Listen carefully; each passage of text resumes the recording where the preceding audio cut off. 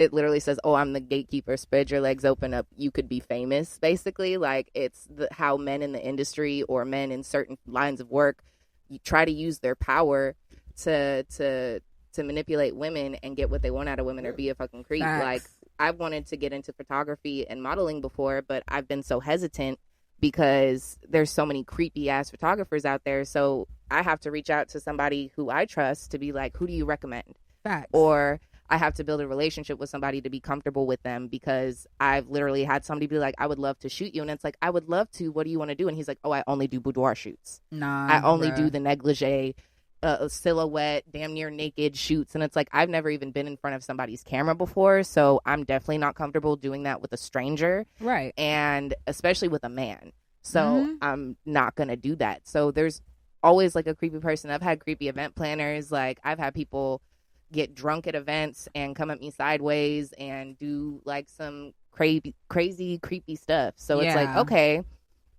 it's discouraging to be a woman in certain lines of like art. And I know even women who do music in the Bay Area who are just like, I can't do it because the scene is weird. Yeah, like, there's you can things feel that are when weird. something's off.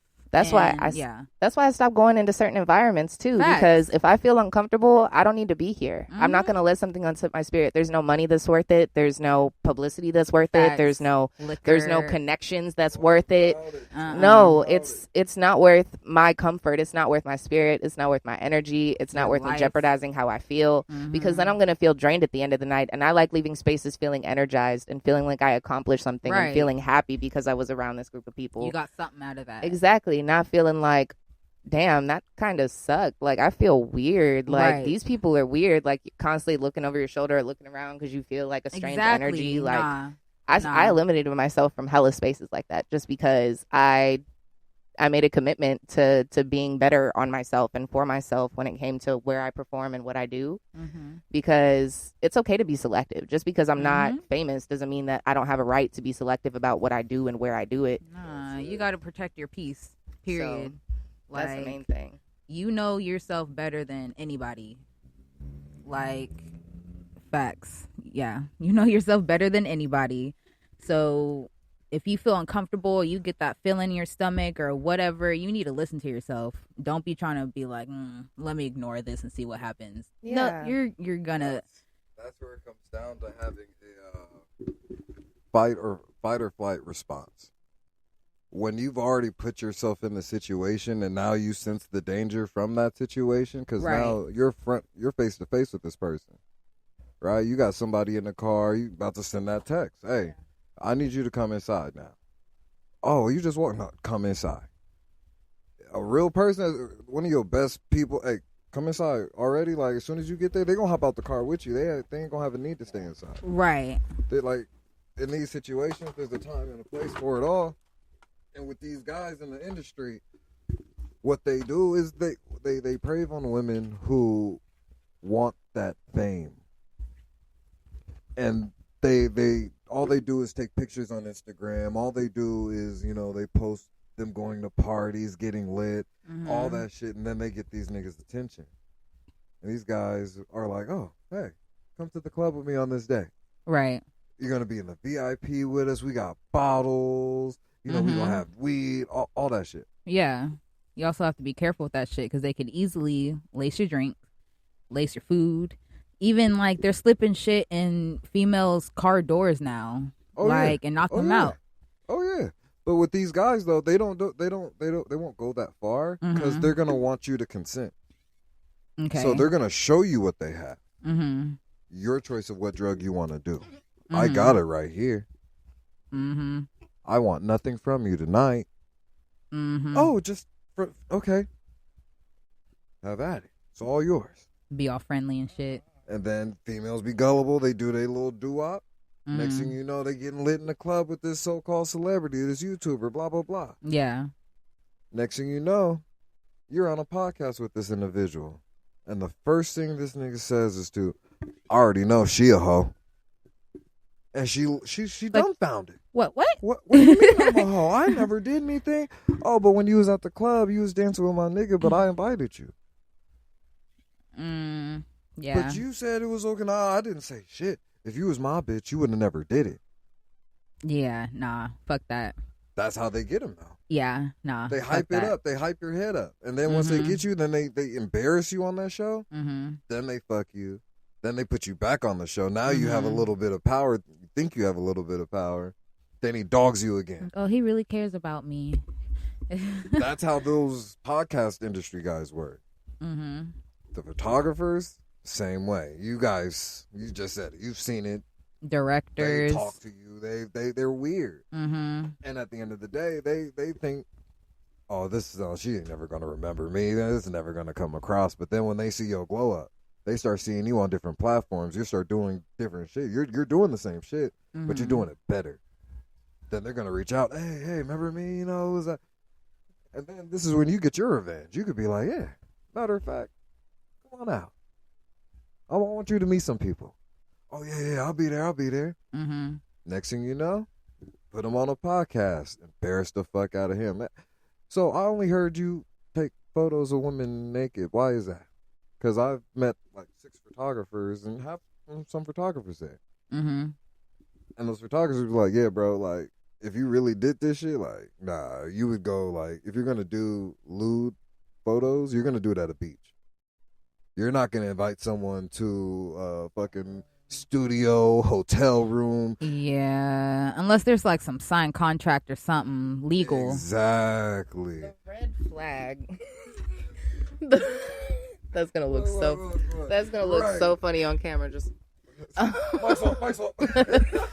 But the biggest red flag that I've seen is like people being like, I don't allow extra guests, or you got to come alone, and it's like, for what, dude?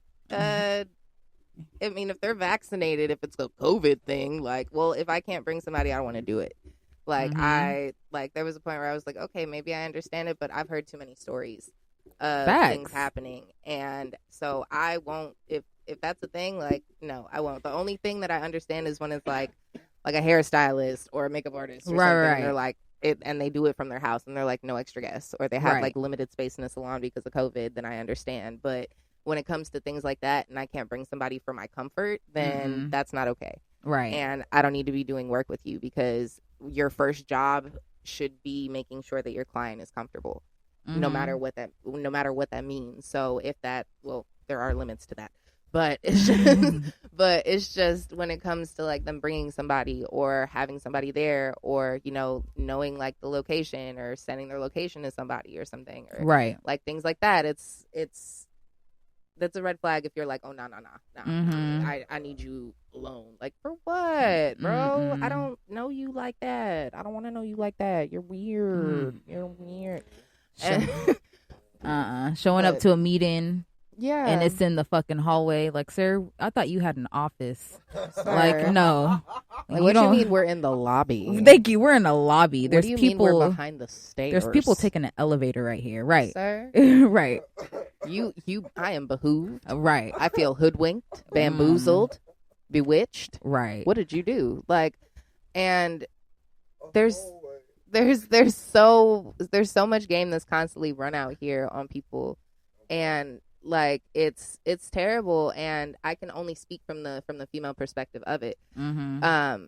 So I know that it probably happens to men, like on the same front, or they deal with people who are just like, bro, I'm never working with that person again because it's weird, it's this, it's that. And it's like, yeah, I completely understand that. And for me, it's like, I don't even do it with malice anymore, because that doesn't, like, I have no qualms with you.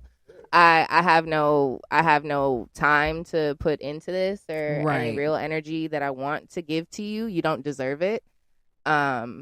Go do what you do, and if you do it well, kudos. But I'm gonna do that shit over here and just be like, I don't need to be a part of what you're doing, and I will be protect just your fine. energy, like, at all costs. I'm not thirsty. Facts. Right? And there's been so many times, like, I took a whole hiatus from poetry for a minute. I wasn't doing much, and now out of nowhere, at the top of this year, I've been booked for like several things, and I have a couple of out-of-state performances that are coming up. I'm going back to Detroit. Shout out to Jewels of Detroit, and yeah, and I love it, and that's my baby. Soulful poetry, sunshine. he like looks like a teddy bear in like human form, and he's funny, and he battle raps, and he does really cool stuff, and he's an amazing poet, and he's a love poet, and that's my brother. So it's like all of his family and everybody out there. It's Maddie, it's Hakeem, it's Paris, it's all these wonderful, amazing talent that you don't know exists because you're not a part of that community. Same thing like when people come out here and experience Bay artists, and they're like, this is crazy, like this is out here. It's the same thing going out there and being like, there's all this talent in this one little nook of Detroit and of Michigan, and it's so cool. And they do things on Wednesdays and have like certain events, and they're consistent, and they give writing prompts to everybody who comes before they come. So like if you write to the prompt, do it when you come, perform it, write it down, memorize it, whatever you got to do. And so I'll call him and just be like, hey, I got a writing prompt for you, I got this for you, I got that for you. So he wants me out there in June. He wanted me out there for March, but I couldn't make it because of school. So I told him, I was like, I'm out of school in June. So he wants me out there in June. He actually has one of my favorite people in the world on there, who's going to be on the lineup as well, Brandon Leak. I heard of that name before. Yeah, he won America's Got Talent a couple seasons ago with spoken word poetry. He got the golden buzzer from Howie Mandel. He's a lovely human being, and aside from being an amazing artist, he's just a wonderful person, and he gives back to his community so much. And he's just joyful. Like he just looks like sunshine when you look at him, and it's wonderful. And he has a beautiful family and a wonderful wife and a baby, and he's just the sweetest, and he does such an amazing job with everything that he does. And I'm always like proud of the people in my life. Like I get to say that like I know you, and I'm just proud to say that, like, and it's not even like flexing or name dropping, but no, like you're somebody that I admire. Same thing with like somebody I know, her name is 6 Foot Tasha. She has a whole campaign that is anti-tobacco because her mother died from she passed from cancer because of that. So she has this entire like campaign and tour that she has done to go and do public speaking and talk about it. And she's amazing, and she's also a mom, and she has a little baby, and she calls her Strawberry. And she calls her my light-skinned twin. She's just she's like, she's just as bright as you are. And she's literally 6 feet tall. So her name's 6 Foot. So 6 Foot. And she came to the birthday. Remember, like at the end, the tall woman with the braids. Yes. Was there. Yes. Beautiful person, beautiful soul, and a powerhouse of a poet. So I really, really enjoy the people that I get to say that I have sat at tables with and been a part of, and just be like, yo, I've really gotten to see their process and how they are, and give them hugs. Like that's great to me. Like that's hella beautiful. But let me see. Yeah, go back to your stuff because I could babble. I know, but it was about what you were talking about though. I know you have a lot of poets who are around you and stuff, but who is a poet that motivates you or like you look up to? I'm not gonna say your favorite poet because that's what I had thought of, but favorite poet is hard. So like, who is someone that inspires you, if anyone? Ooh, that's a great question. So my first inspiration ever with poetry was this man named Shane Quakezan, and I found out of him because of, I think that's how I say his name. If I'm messing it up, sorry.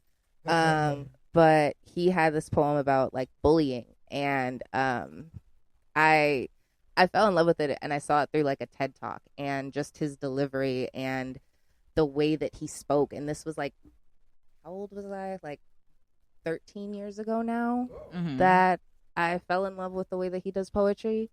And so he's just a huge inspiration. I look up to Brandon because of the drive that he has and the work that he puts in and everything that he gives back.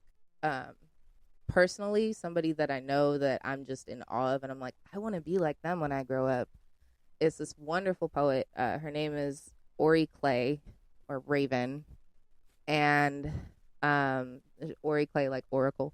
It's dope. and goes by OC Honey